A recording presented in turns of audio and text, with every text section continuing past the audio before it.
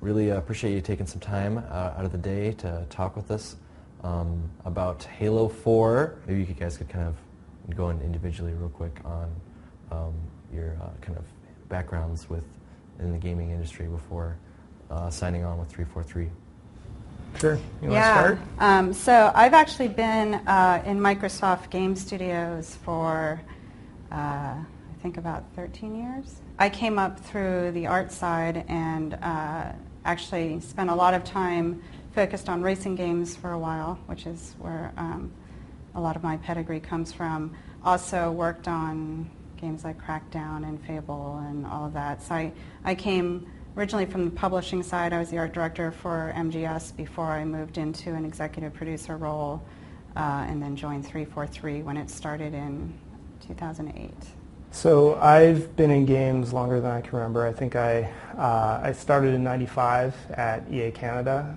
I started in test and then moved into production and became a producer and designer on the NBA Live series, was then the lead designer on the original NBA Street, and a series called Def Jam Vendetta and Def Jam Fight for New York, which was a crazy mashup of fighting and wrestling and rappers. And then I worked on some incubation projects while I was there as well, and then left to co-found a studio called Propaganda Games in Vancouver. We were subsequently bought by the Walt Disney Company. We worked on the reboot for Turok on next-gen consoles. And I was there as the studio GM for about 4 years, and then left to come to 343 in early 2009. I'm sure you're very glad to be able to talk about it for the first time. Yeah. Yeah. I mean, even just saying Halo 4, right, still feels a little bit weird. I mean, we went so long without being able to say anything, working on a project in the Halo universe. So yeah, being able to actually articulate Halo 4 feels pretty good. Yeah, I think that was probably one of the hardest things for the team, because we had people been working on this game for over 2 years who haven't really been able to talk about it. We had people who we hired into the studio that didn't even really know exactly what it was that they were going to be building when they signed on. They just knew it was going to be something awesome and it was going to be set in the Halo universe. So it's pretty cool to be able to share, what little we've been able to share about it so far. You guys just came off of Halo Fest. Now that is the first kind of big Halo celebration, like large-scale fan event that Halo's had, right? Yeah, we really wanted to do something special for the 10-year anniversary of Halo. So this is something that we started really thinking about and talking about as a team here at 343 almost a year ago, I guess. And I think everyone understands how much sort of love and passion there is for Halo, but really seeing it in person, I think, was super inspiring. Especially these guys are, kind of working their butts off right now, and so getting a chance to get out there and share their appreciation was pretty cool. And hearing the stories from people, just the stories of how they discovered Halo and what Halo means to each person was really special. So, are they going to have to wait another 10 years for another event, or is it? I mean, there's obviously been QuakeCon forever. Call of Duty starting up an annual event. Is this something based on like the positive vibes? Is this something that 343 kind of feels like would be fun to continue, maybe not on a yearly basis, but just in general, the vibe? I think it would definitely be cool to do something like this again. We'll just have to see. We'll have to huddle as a team and figure out, when makes sense. But it was a great event, and I think to be able to do something similar again in the future would be fantastic. Obviously, one of the really exciting parts about the Halo 4 panel that you guys did was the showing of the new concept art. Can you kind of maybe describe some of the things we're seeing there? There was some floating pillars, very mysterious. It's meant to sort of spark mystery and speculation. Yeah, I mean, there's certainly all those details play into the setting and the story, and as we are familiar with saying, those details will start to come out soon. But we talked in the panel about sort of this living forerunner world, and so that concept art really shows some of the intentions there. Yeah, I mean, but we can't talk specifics. The things that you're it. seeing there definitely come from the conceptualization that's taking place around the story and the campaign of Halo 4. And those are images that the team has developed over the last couple of years. Yeah, I'm excited to be able to share how those sort of come to life within the game when we do. It seems like there's a lot of focus on like vertical lines and vertical space. Am I reading into it too much, or? I mean, that's kind of a question for Kenneth, our art director, okay.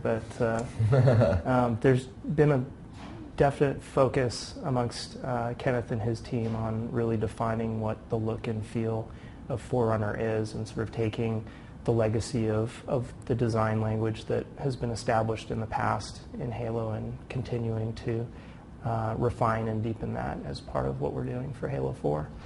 There is definitely sort of function indicated in some of those images. And we talked about kind of really wanting to get back to some of those epic sci-fi experiences, and certainly in a video game, verticality has a lot to do with sense of scale. And yeah, I mean, a lot of that just comes from our own experiences with Halo and the first experience that we had, stepping out into these amazing worlds and incredible vistas filled with all kinds of wonder and just awe-inspiring places. And that was something that we really wanted to tap into and deliver on for our game. One of the cool things I thought about the panel too was kind of, I feel like meeting the team for the first time, one of the really interesting additions is it Satoru Tajima? Tajima? Yeah, Tajin. Tajin. Yeah, we call him Tajin. Okay. Yeah. Really cool. I understand he's got a big history with the Metal Gear franchise.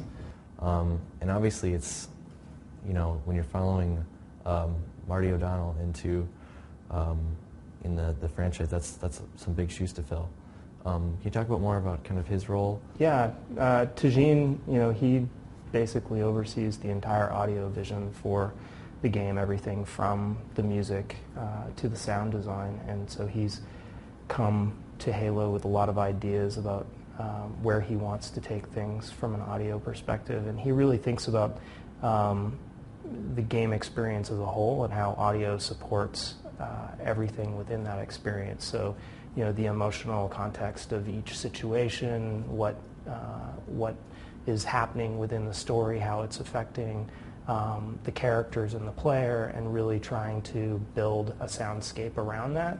And I think he's also on the sound design side with the sound effects. He's really focused on trying to deliver a level of realism in how those sounds are conveyed, which is really challenging when you're dealing with a sci-fi universe where things are so alien and different, because you want it to feel realistic and believable, but also completely new and unique. Yeah, Tajin is special because he's just creatively amazing, but he also has just such a fine attention to detail. And I know one of the first things he had said to me when he came on was, I don't want this to sound like we made all these sounds in a sound studio, right? Like, that's not where epic sci-fi comes from. And so he's always thinking about what that player experience is and what the story is they're getting from the experience. And so I'm just thrilled to have him on the team. I think what he's going to be able to bring, both with his background and also just with where his vision is with games, is going to be really exciting. Yeah, he will make comments that are deceptively simple, and that he'll say, I want outer space to sound like we recorded it in outer space, but he's really getting to that sense of it being otherworldly and finding ways to simulate that without obviously going into outer space, which wasn't an option for us. Yeah, he was saying it was not really in the budget. Not in the budget. Space travel. We had that conversation. Yeah. Kiki put the... Tasmania's as far as you go. Kind of left on that. Well, that's cool. So just to clarify, is he handling composition of music as well, or? So as audio director, obviously, he owns and directs all of it. We're working through now the composition pieces, but it all falls under his purview, so to speak. Now, like, obviously the visuals and everything can bring forward the style and the look of Halo.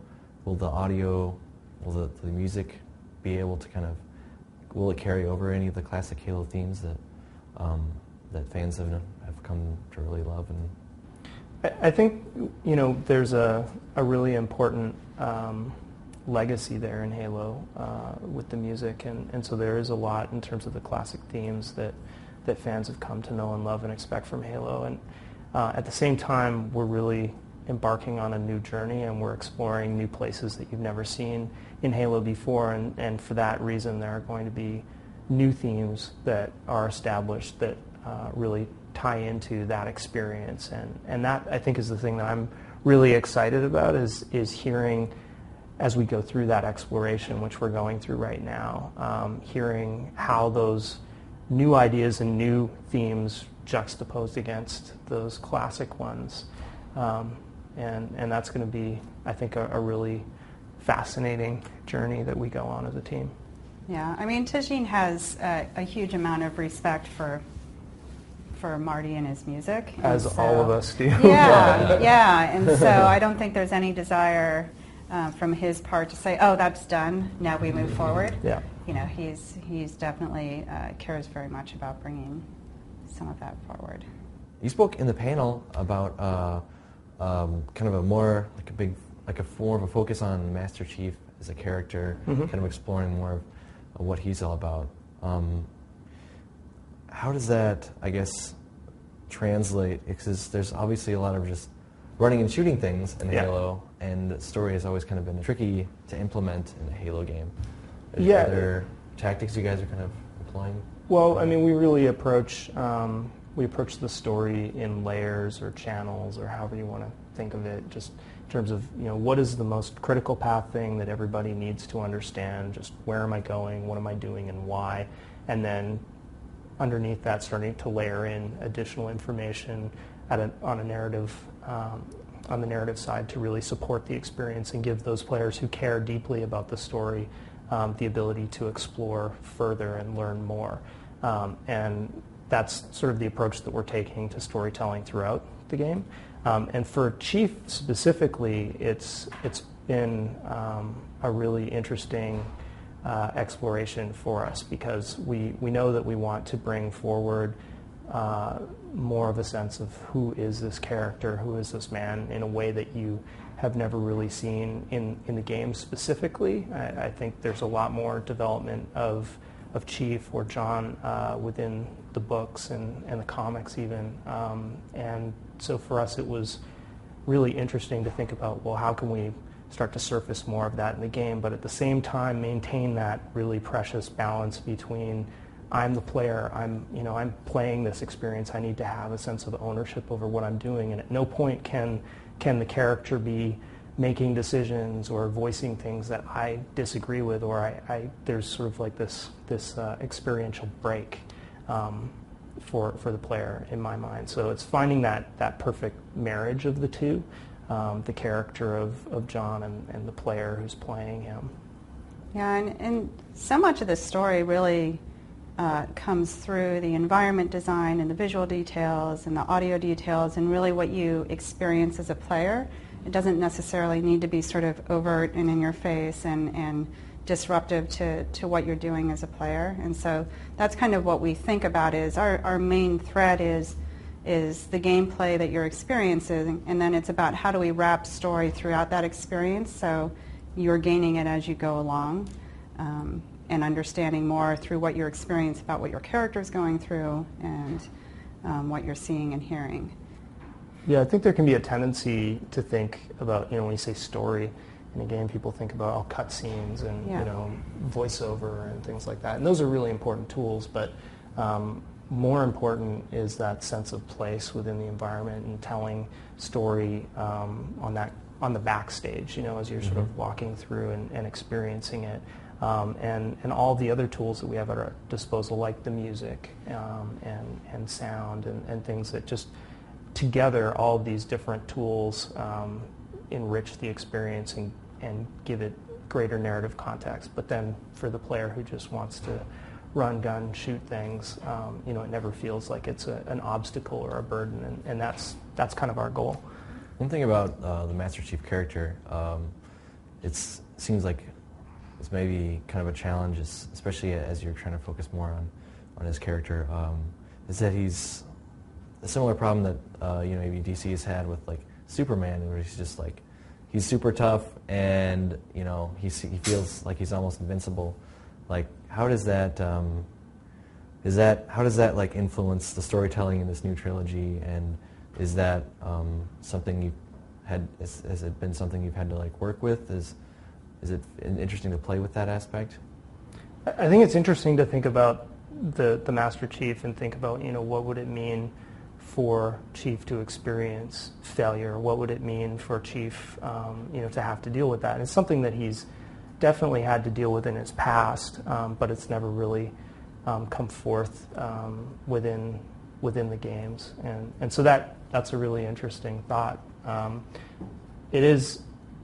think it is a challenge when you're dealing with a character who is so perfect in so many ways, but then beneath every sort of surface of perfection, there's got to be idiosyncrasies and the things that make each of us tick, and those are the things that I think are so interesting to me personally. Yeah, I mean he's iconic, and players already have an expectation around who he is, and so we want to be very careful about that. But I think there's a lot we can do in terms of the player understanding a little bit more about the decisions they have to make and he has to make. That just give a little bit more of an insight into him without sort of disempowering the player or making him too vulnerable. Or I think that's the hard balance, right? Is how do we give him some extra layers of interest without making the player feel like they've been diminished or he's been diminished in any way? I think a lot of that comes from putting him in situations where he needs to make tough choices, where the solution isn't always obvious, and then that really helps express more about who the character is, depending on the choice that he makes. Do you guys feel, I guess, being able to start the new trilogy, that you're able to have kind of a freedom that maybe, with Master Chief and Cryosleep and off starting up a new thing, do you feel like a lot of freedom to take the Halo universe where you want to and Chief's story? Yeah, I mean, I think we have a good runway, and we have an amazing foundation, obviously, to build on. But yeah, I mean, this is part of where Frank's involvement, and when we think about where we want the universe to sort of go and where we want to take players, this trilogy really gives us an ability to start to explore some different and new things, and expose more of the universe to the players. So I think definitely gives us some more freedom from a fiction standpoint, and where Chief can go and what the player can experience. With that, we're always going to come with being very grounded, obviously, in where we came from with the first trilogy. It's important to recognize that this is a continuation of the story. Yeah. So it's a tricky one in that we're taking the story to new places and experiencing new things, but at the same time we have to always keep in mind the history to date and how to make sure that we stay true to that and to the characters that are a part of this world. So with Anniversary, there's the Reach engine for multiplayer. Mm-hmm. There is, what I believe is like a new engine for the new visuals. Mm-hmm. There's a hybrid engine for that allows you to play both in classic mode mm-hmm. as well as in the enhanced graphic mode. And as far as Halo 4, is that the enhanced graphic mode, is that somewhat part of this Halo 4 engine, or does Halo 4 use a lot of Reach, or how is the engine being handled on that? So it's different from Anniversary. I mean, I must reveal a code name for a second. This is an engine based on some of the past Halo tech, for sure. But it's also something this team has been working on to sort of optimize it for what we're doing. And so it's a completely internal piece of technology. But it is based on a lot of the Halo foundational tech. You've spoken about using a lot of, Halo framework and a lot of things in the past. Going forward, are there any elements from the traditional Halo mechanics that you guys have been excited to tweak or play around with? Yeah, I mean, one of the things I talked about at the panel is just how, as a team, it's been this really, really great kind of exploration for us where we've wrestled with what are the things that we carry forward, what are the things that we maintain to keep that amazing Halo feel while at the same time exploring new mechanics and new ideas, whether it's new weapons, new capabilities that Chief and Spartans may have that really deepens the sandbox that's at the player's disposal. But there was always amongst our team a real desire to stay true to the core of what Halo gameplay is, so that when you pick up the controller and you play the game for the first time, there's no doubt in your mind that yes, this is absolutely Halo. It feels like Halo. It plays like Halo. It's different. It's new. It's fresh. But it has that familiarity that I think people will expect from a Halo game. Yeah, and I think we went through a lot of really sort of deliberate exercises looking at vehicles and weapons and sandbox behaviors across all of the games, since they changed a lot as well across games, and looked at, what is the warthog behavior that we liked across the games because it was different. And when we look at specific weapons, what are sort of the favorites across the series? What do we keep? What do we abandon? And then just a whole suite of new things we tried. We probably threw away more than we kept in new sandbox items. But yeah, I mean, we looked across the series and kind of disassociated each of them. Warthog in Halo 1 was different from Warthog in Reach, and where was the sweet spot to land Very cool. on. Well, I understand that Bungie came out for Halo Fest and did some panel work with you guys, and it sounded like it was a lot of fun for everyone involved. That was awesome. Is it everyone wants to build up some kind of 343 versus Bungie rivalry, but maybe could you guys shed some light on how the actual, relationship, has been the last, as they've kind of passed the series on? And I mean, I think we've partnered together for such a long time that we kind of built up a good partnership between the two studios, and that's made the whole process probably easier. But I think it's always hard for someone when I'm looking at it for Bungie's perspective. They, for 10 years they built this incredible universe and this incredible experience, and for them moving on to their next great thing, it's always going to be a little bit bittersweet. And so I think it's natural for people to try to read something into that, but we've always found common ground around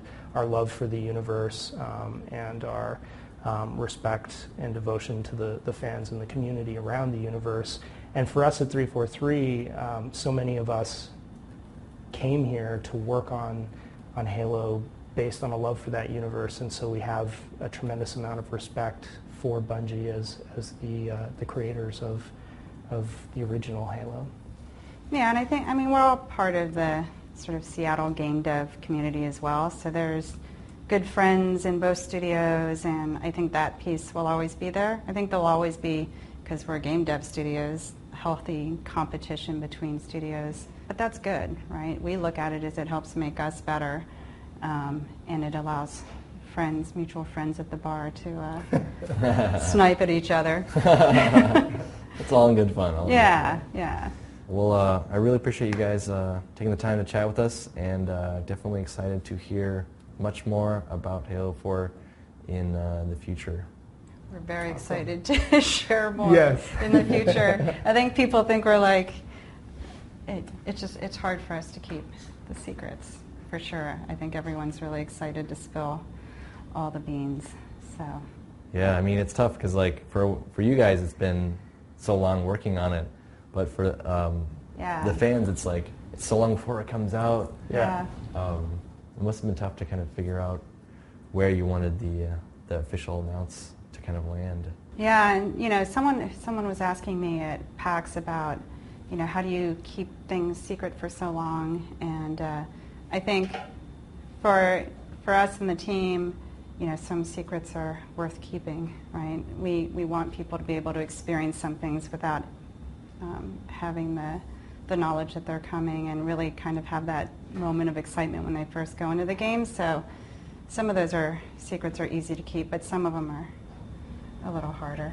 Yeah, it's It'd be definitely nice to definitely hard to have gone for so long without talking about the game, you know, just even being able to announce it. But every time that we think about wanting to share more with the fans, we always have to balance that against our desire for people to experience things and have those surprises without us spoiling it for them. So as much as people will probably plead and beg for us to reveal more information and get angry with us, really, you know, we want people to experience them in the right way. So Cool. I can't wait to experience more. cool. Awesome. Thank you. Thank you very Awesome. much. Thanks.